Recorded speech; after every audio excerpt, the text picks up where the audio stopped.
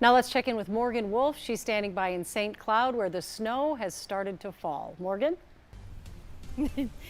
Julie, I finally found the snow. We made our way up to St. Cloud, and I have to say it is fun to see it, but it is going to be a menace tonight because this is the thick, heavy snow that we are going to be dealing with. Perfect for a snowball, right? Not exactly perfect when you hit the roads. We started seeing the snow just about 20 minutes ago as we were heading into St. Cloud. We didn't have any problems. We didn't see any issues on 94, but tonight there are going to be a lot more issues to come as the snow is going to be really picking up, and then, as you heard Belinda say, heading towards the metro.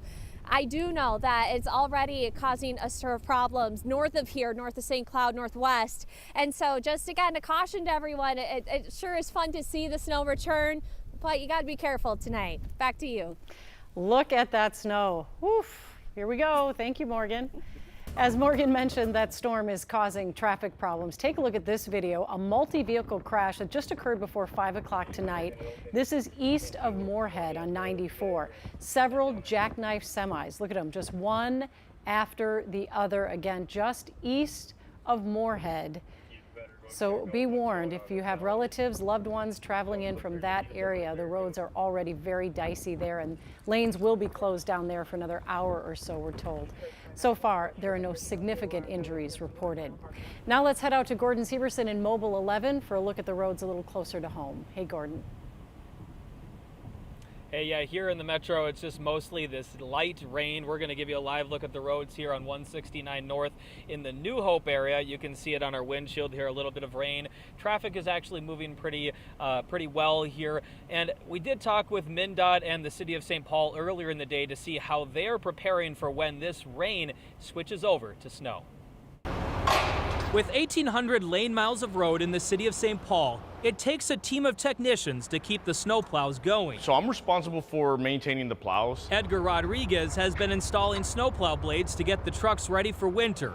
And this is the last one. And now we wait for the driver. The driver will take it out. And these blades can take a beating. Rodriguez says they're still using a few blades that were built in the 1970s. Here in St. Paul, we are ready for the weather. Lisa Hebert with Public Works says the city will have 20 plows working overnight. Because it's starting out with this drizzle, we're not able to do any of the anti-icing or brining work. Hebert says plow drivers will start laying down road salt once the rain changes to snow, because they're worried about the morning commute on Wednesday. So the biggest thing that we're really watching with this one is actually the refreeze.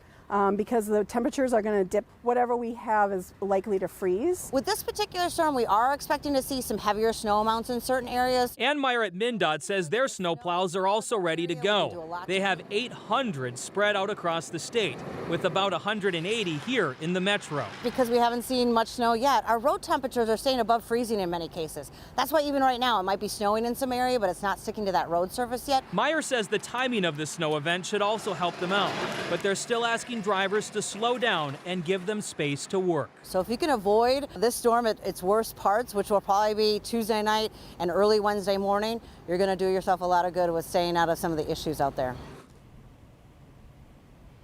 And MnDOT tells me that the two biggest factors when it comes to road conditions overnight are going to be the timing and the temperature. They say right now the road temperatures are pretty good, and they're hoping that will stay steady for the next couple of hours when that snow comes.